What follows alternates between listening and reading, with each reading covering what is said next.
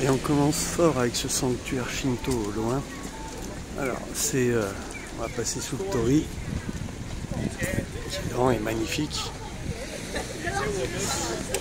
Alors on vient de là. En fait, quand vous êtes dans la rue commerçante, vous avez tout au bout de la petite rue commerçante. Et vous tournez à droite. Vous faites 100 mètres et vous êtes arrivé. Après, limite pour faire plus simple, vous suivez l'armada de touristes qui est présent.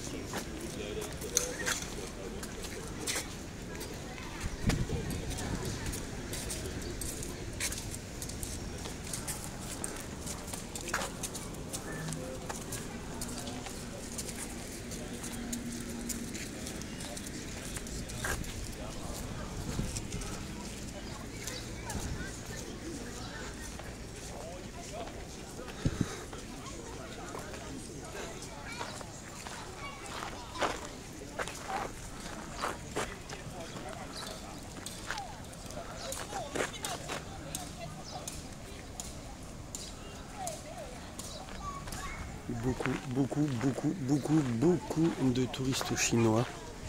Énormément. En général, c'est... La population chinoise, c'est le touriste qui est un des plus importants, le plus important au Japon. On va aller par là. L'allée est sympathique.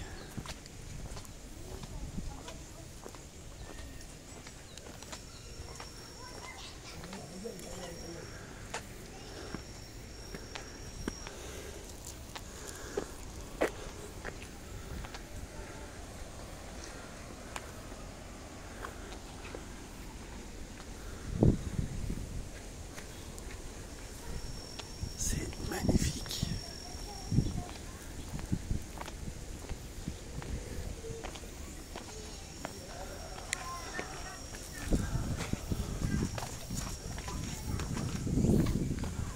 Donc classique. L'eau pour se purifier. Et en fait, on achète toujours donc son petit carré de bois pour le poser. Prier et attacher les petits papiers pour évacuer le mauvais sort ici comme d'habitude. Voilà.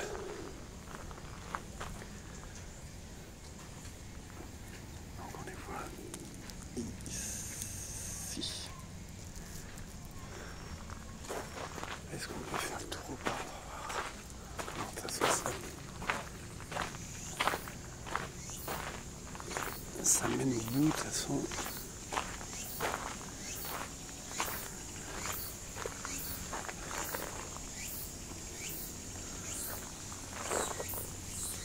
On va voir s'il y a du français en mode discret pour voir.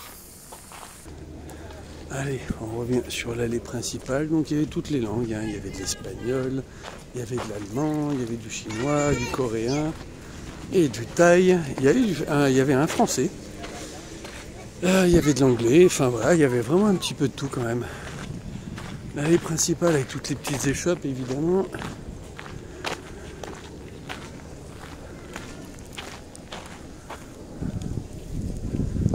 va essayer de le faire.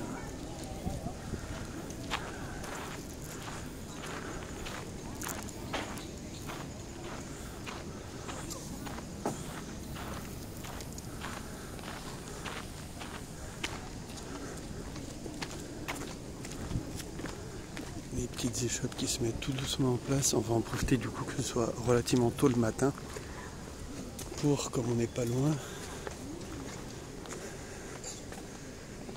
il y a un joli hall d'exposition là-bas, mais c'est fermé. Comme on n'est pas loin, je disais, on va se faire la bien connue forêt de bambou avant que ce soit pris d'assaut par les touristes.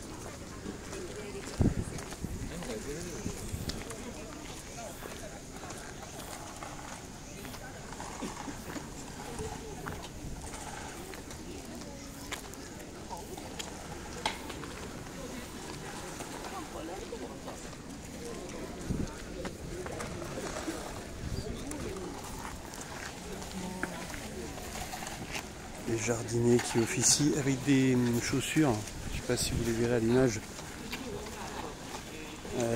où l'orteil est séparé du reste. Oh là là, ça refait le sol.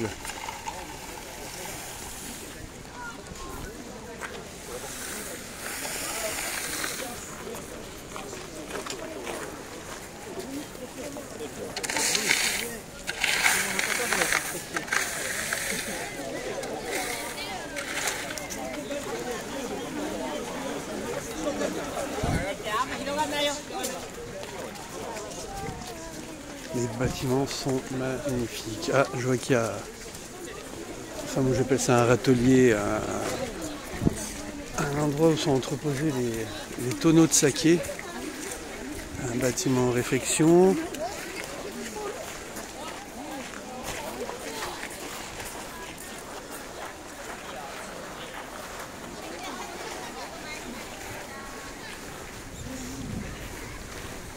Et sorti des petits écoliers avec leurs petits chapeaux jaunes.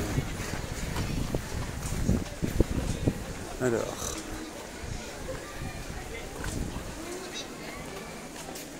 Là, on peut admirer les tonneaux de saké.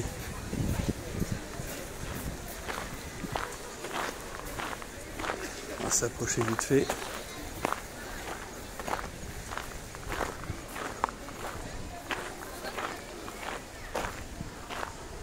Ah, si je ne me trompe pas, il me semble que les dessins différents, c'est suivant l'entreprise qui a fait le saké, il me semble. Si je ne me trompe pas, à vérifier, mais je crois que c'était ça.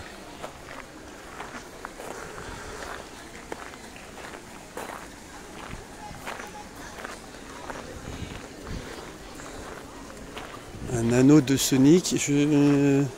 Ah, il y a un certain parcours, on voit, à faire. Sûrement pour que les vœux soient exaucés.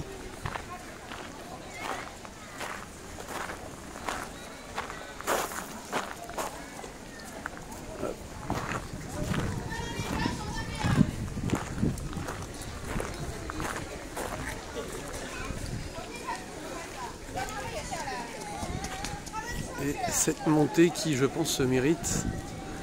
Allez, on va le faire. On va déjà se sécher les jambes dès le début.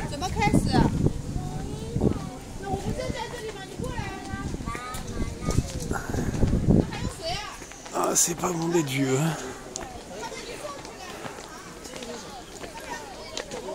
Les petits écoliers en tenue traditionnelle. Voyons.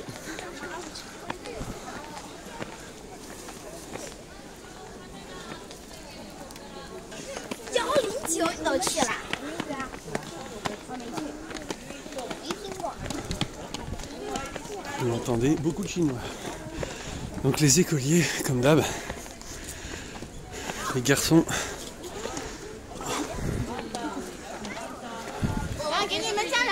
en pantalon noir, chemise blanche, les filles, chemise blanc et jupe noire. La France devrait prendre exemple. Alors, pardon si je suis essoufflé, mais la vieillesse me guette.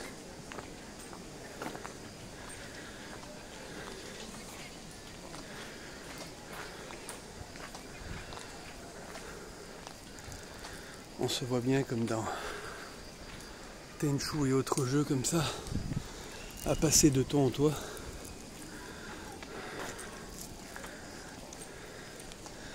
Là on peut pas entrer. Et regardez comme c'est magnifique.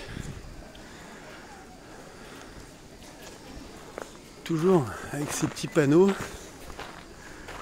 Alors qu'est-ce qu'on a comme langue? Japonais, un peu l'anglais, du chinois, japonais, de l'anglais. À la limite, le tout petit temple en bas était de l'italien. Il y avait plus de langues différentes.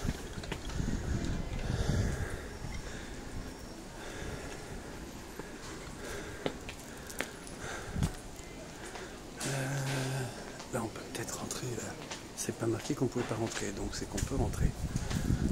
Voilà.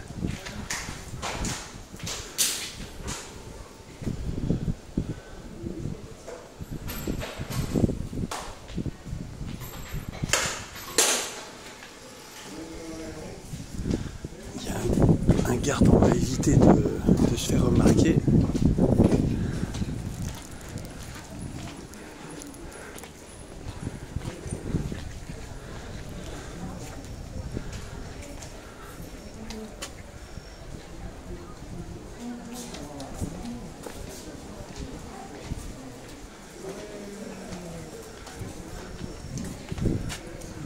Allez, on se retrouve sur la suite.